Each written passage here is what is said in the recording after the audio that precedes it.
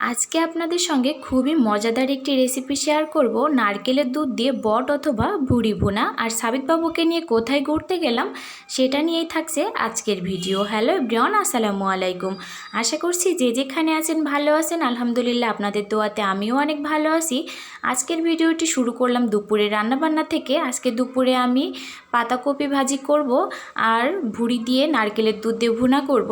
আমি এই যে প্রথমে পাতাকপিটা ভেজে নিব, তার জন্য পরিমাণ মতো পেঁয়াজ, রসুন এবং কাঁচামরিচটা আমি ভেজে নিয়েছিলাম।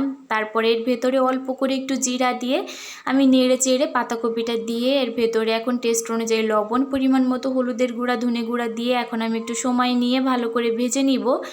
তো পাতাকপিটা সাইজে ছোট ছিল কিন্তু সিদ্ধ হচ্ছিল না, তার জন্য আমি এর ভেতরে অল্প করে একটু পানি দিয়ে ঢাকনা দিয়ে 4 থেকে 5 মিনিট মতো রান্না করেছি।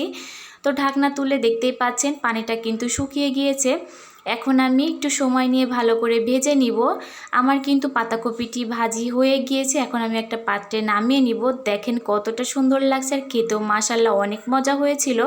তো পাতাকপিটি রান্না শেষ করে এখন আমি এই যে ভুড়িটি রান্না করব। আমি আজকে ছাগলের ভুড়িটি রান্না করছি।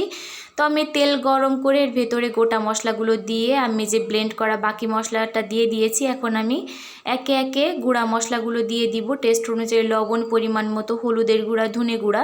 যেহেতু ভুড়িটি সিদ্ধ করার সময় সব রকমের মশলা দিয়ে তারপর আমি ভুড়িটি সিদ্ধ করেছিলাম, এই জন্য আমি মশলাটা পরিমাণ একটু কম করে দিয়েছি। আমি এখন এই যে একটু সময় নিয়ে তারপরে ভুড়িটি কষিয়ে নিব। আমরা কিন্তু আমাদের আঞ্চলিক ভাষায় এটাকে ভুড়ি বলে থাকি। দেখতেই পাচ্ছেন কালারটা কিন্তু চেঞ্জ হয়ে গিয়েছে এবং পানিটা ভালোভাবে শুকিয়ে গিয়েছে। এখন আমি এখানে গোটা একটা নারকেলের দুধ দিয়ে দিয়েছি, নেড়ে চেড়ে এখন আমি ঢাকনা দিয়ে 4 থেকে 5 মিনিটের জন্য রান্না করব। আপনারা যারা এখনও নারকেলের দুধ দিয়ে এইভাবে ভুড়ি রান্না করে খাননি, অবশ্যই একবার হলেও ট্রাই করে দেখবেন, খেতে যে কী পরিমাণ মজা। তো এই যে আমি আবারও একটু নেড়ে চেড়ে ঢাকনা দিয়ে এখন 3 মিনিটের জন্য রান্না করব। দেখতেই পাচ্ছেন ঝোলটা কিন্তু শুকিয়ে গিয়েছে। আমি এই পর্যায়ে আবারও একটু নেড়ে চেড়ে চুলাটা বন্ধ করে একটা পাত্রে নামিয়ে নিব।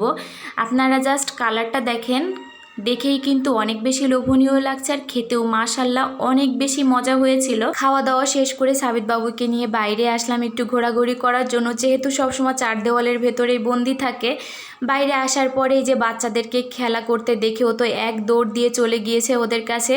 আর বাচ্চাগুলো মাশাআল্লাহ অনেক বেশি ভালো ছিল, ওকে দেখেই তো বল দিয়ে দিয়েছে যে দাও তুমিও একটু খেলো। তো অনেক বেশি এনজয় করছিল। বাচ্চাদেরকে কিন্তু মাঝে মাঝে এইভাবে একটু বাইরে নিয়ে আসলে ওদের মন মাইন্ড অনেক বেশি ফ্রেশ থাকে। আর সকলেই কিন্তু সাবিতবাবুকে দেখে মাশাআল্লাহ বলতে ভুলবেন না। আমরা ওই যে ওখান থেকে চলে আসি, আসার পরে এই যে সাবিতবাবুর জন্য একটু বাদাম নিই। সাবিতবাবু বাদাম অনেক বেশি পছন্দ করে, ও কিন্তু খেতে পারে না, তারপরেও অনেক বেশি পছন্দ করে। তো আজকের ভিডিওটি এখানেই শেষ করি। সকলে ভালো থাকবেন, সুস্থ থাকবেন। আল্লাহ হাফেজ।